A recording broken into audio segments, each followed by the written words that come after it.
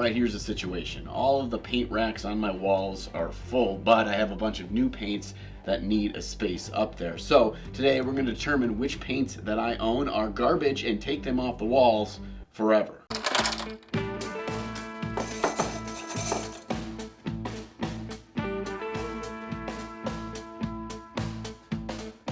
I don't know about you, but I'm not a massive fan of cleaning or organizing things, but I do understand the value that it has in creating an efficient, peaceful living space. And that holds true in the hobby as well. So as much as I've been putting it off, today we've got a job to do. I'm going to determine which paints on my wall deserve their place and which ones will be banished to the cardboard box of shame for eternity. Now, before we figure out what paints are gonna go, we've got to determine which are my go-tos that are definitely gonna stay, and that's why we're starting here with the AK Interactive 3rd Gen paints. These are the workhorses of my paint collection. They pretty much have a paint for every color. In fact, they kind of have too many colors. Honestly, half of the range I don't use hardly at all, and you could see by the bottle lids which paints I've used. If there's no splash of color on that lid top, that means that I've never even opened the paint. Also, one of the ranges that I'm looking to make space for kind of directly competes with the AK 3rd Gen range with the sheer number of colors, and I want them both on the wall to go head to head to determine, is one really going to win out over the other. Next on the keep list is the Pro Acryl range. Now, these things are really efficient in their coverage. They're really smooth to apply, and they've got a longer working time than just about every other miniature paint, meaning I can do more easy blending right on the model quickly. And unfortunately, I've got a bunch more Pro Acryl paints that are hanging around my desk area without a permanent home. So part of the job today is to find homes for the rest of these signature series lines, some metallics, some washes, the fluorescents. So yeah, we got space to come up with. And then we have the Too Thin Coats range, which I have right here. Now, these paints do all the things that I really like about Games Workshop paints. They have the very iconic colors, they have a nice color selection with some uniqueness without having a massive range that it's too much to collect. And of course, they're in bottles, so. And the final range not in danger of the chopping block today are begrudgingly the Games Workshop contrast paints. And I say begrudgingly because they just have a spot here because they do something that standard miniature paints don't do. That said, I do have the range of Army Painter Speed Paints 2.0 that haven't earned a spot yet on the shelf, and I want to give them a fair go. Maybe this spot will be taken by them. Beef jerky break. Alright, so we know who's guaranteed their spot on the wall, but who are we making space for and why? Well, first, we already discussed the rest of the Pro Acryl range that needs to live with its cousins, but I also have the full Army Painter Fanatic set that I want to make space for. In my time with that set, it's really proven valuable, and I'm excited to use it more often. Just like anything, if it's not at my fingertips, I'm not going to grab those paints when I'm thinking of colors. Also, the Atom paint range by Big Child Creatives, and this is a small paint range, at least the starter set that I have, so it won't take up much space, but I really love using it, so I'm going to make sure that it gets a home compared to some of this other garbage. And then finally, there's the Army Painter Speed Paint range. Specifically, I want to make sure that I've got room on my walls for all of the metallics in that range because the speed paint metallics are amazing and I just find myself digging them out and throwing them on the shelf, so they need a permanent home. Also, I'm not super confident I'm going to be able to fit the entire Speed Paint 2.0 range on my racks. We'll try for that. We'll see if we can do it or not, but whether or not we do, I want to at least have some space up there so we can test those compared to contrast paints more in the future. All right, let's get to what we're cutting because this is what we're here for. This will be the very therapeutic process of getting rid of garbage paints that don't work, and no better place to start than right here with Scale 75. Scale 75 was the first kind of fancy paint range that I spent money on. I bought the whole set, and so I've been holding on to these things kind of thinking that it was just me the whole time and that these things were something amazing, which is why I spent hundreds and hundreds of dollars for them, and they were always just garbage. They have a tacky gel-like medium, which makes regular base coating just a giant pain in the ass, especially as a new painter. I just felt like I was terrible. But no, it wasn't me. It was these shitty paints. If you're like me, you use miniature painting to relax and decompress from a stressful day. But But as helpful as a hobby is for mental health, it's also really important to have someone in your life to talk through big changes, new ventures you want to explore, frustrations you want to work through, and even navigating personal relationships. And that's where today's sponsor, BetterHelp, comes in. I know that I've really benefited from talking with someone through trying times in my life, like when I decided to start up a YouTube channel. Just talking through my fear of failure allowed me to understand that I was putting up mental roadblocks and that I needed to push through those. And it gave me the confidence to make a plan and execute on it. BetterHelp is there to help you reach your goals. They'll connect you with a licensed therapist who's there to listen and give you unbiased advice. And they'll meet with you in a way that's most comfortable for you, whether it's a phone call, text messaging, or video chat. Heck, you could even get your hobbying done while you're on your meetings. They're there to do what works best for you. So there's no time like the present to give BetterHelp a try, all from the comfort of your own home. Just visit betterhelp.com/ninjon or choose Ninjon at sign up and get a special discount on your first month. They actually have some colors that I really like. For example, their whole leather range, black leather, brown leather, red leather, orange leather, all good colors. But the problem is they still kind of suck to apply. I was using these even on my Golden Demon piece just a month or so ago, and I was reminded how bad these paints really are. There's got to be other colors from other manufacturers that work like these leather range and aren't a pain in the ass to use. That said, the metallics in this range are really cool, both by quality of the paint as well as the interesting metallic colors that they have. Ones like Decayed Metal and Necro Gold are awesome paints, and they don't have that same weird gel-like consistency of the rest of the range. It's probably too late for the rage already happening down in the comment section, but do note that this is all personal opinion. What I decide I like and don't like, what I think is good and not good, is just based on how I paint in my experiences. So don't feel like if you love Scale 75 paint or you use it all the time, that makes you bad or you wrong or me wrong. It's just not something I'd recommend for people to buy. But if you like it, more power to you. But seriously, don't buy this paint ever. No, don't do it. Blah. While we're here, you see all those white caps way back in the corner on the bottom shelves there? Those are all Vallejo paints. I've had those there for about 2 to 3 years, and I don't think I've used any of those paints more than maybe once or twice. It's not that I don't like Vallejo, they're just fine. I just have other ranges that have the same colors that I've gone to Vallejo for in the past, and because I like those paints as well, I just don't need these anymore. So they're getting cut. Oh, I almost forgot, I did pick up a couple of colors from the new Vallejo model color range to give them a test. I haven't used them yet.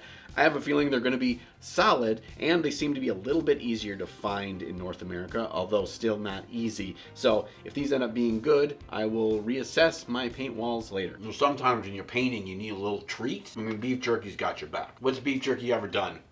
Just steer you wrong. All right, you ready for a hot take? Known as the high-end artist miniature paint, Chimera is going to leave my shelves. Now, this stuff is not cheap. It's hard to get. It's the stuff that's supposed to tell us that we're going to be amazing miniature painters because the best artists in the world use this stuff. Well, guess what?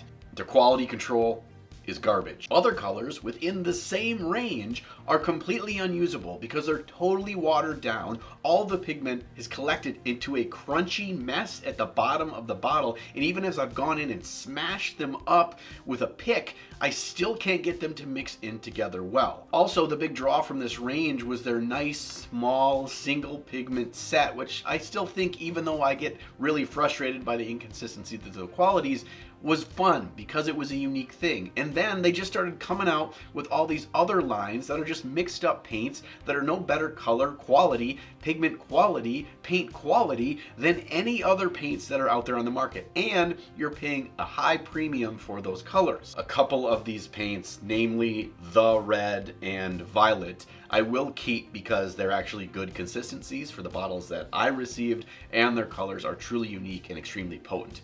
But everything else is going bye-bye. One other thing to note about Chimera that frustrates me is they're extremely matte, which in and of itself is not necessarily a big deal. But if you thin these down to glaze with, you have to be very careful. You have to add a satin medium to them. Otherwise, they'll dry kind of hazy and foggy looking, which will completely mess up your entire paint job. More than once, I have forgotten to add the satin medium to the glazed down paint, and it's just ruined the entire paint job. Side note, the new Atom paints and my go go-to golden so flat artist acrylics do a very similar job with single or double pigments that are really punchy that Chimera do. So I'll just choose the paints that actually work better for that purpose. Sugar, next to none.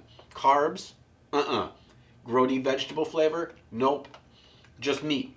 All right, this next one is less about not liking the paints and more about optimizing the use of the space. I've got a whole rack filled with these AK interactive colored airbrush primers. And while they're really nice and I do enjoy using them, I just don't use them all the time. When I go through the airbrush steps to airbrush a new project, I can just use them. But the rest of the time, this space isn't utilized properly. So instead, I'm gonna pull them off of this rack, throw them down in the shelf where I have all my other good airbrush goodies, and I'm gonna use that space to fill with something that fits in these same racks. You see, these racks also fit my ink bottles, Liquitex ink bottles, AK Interactive ink bottles. They are just the right size, and I need the space on my other shelves for paints, and I still want the inks at the ready, so I'm just gonna move them here. Maybe you don't have a ton of paints that you're looking to get rid of from your painting station, but there is still great opportunity to optimize the space you have. Little things like this, tweaking which things you use most often that are right at arm's reach. I find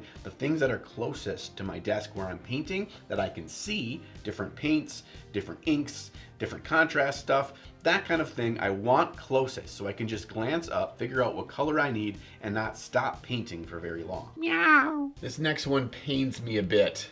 Privateer Press's P3 paints. Now, these are one of my favorite paint ranges of all time. They have a creamy, somewhat thick consistency, but still very usable, that you just can't find in other ranges. They're the perfect paints for wet blending or getting really smooth, creamy blends right out of the bottle. But the problem is, I don't think they're being manufactured anymore. You can't really find them anywhere, and I kind of feel bad using them a lot on the channel, knowing that you all can't go out and get them and try to replicate what I'm doing here. So unfortunately, I am gonna have to put baby in the corner. Now, I will keep about 10 to 12 of my favorite unique colors from the range, the ones I use a lot, on a shelf.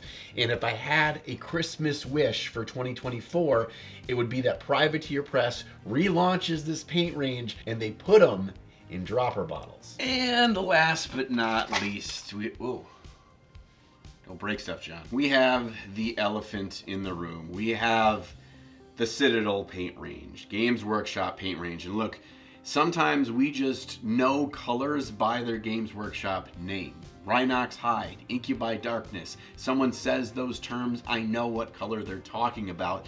And it's kind of become like standard vocabulary in our hobby. And because they're so well known in the hobby, and most of us started our painting journeys on Citadel paints, it makes it very difficult for me to want to rip the Band-Aid off. Really, it's not because these paints are good why we use them. They're like a C, maybe C+ quality paint range. Plus, they come in these really terrible pots. Another reason why I've kept them on my wall is a number of years ago, I spent a buttload of hours decanting all of my pots into these nice dropper bottles, and now I have a new whole row of them that I haven't decanted and I'm too lazy to do. I refuse to do, so now I'm at a standstill between, do I get rid of all of them or do I decant the ones that I have? Now that Too Thin Coats exists, these things don't need to. I can just have the exact color match in a better quality paint. So what I think I really just need to do, as much as it pains me and it gives me anxiety to even think about,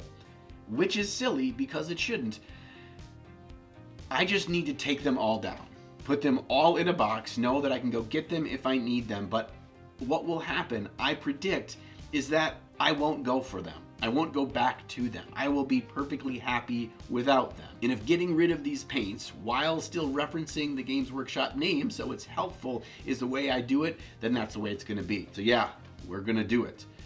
Today, we are taking down all the Citadel paints from my rack.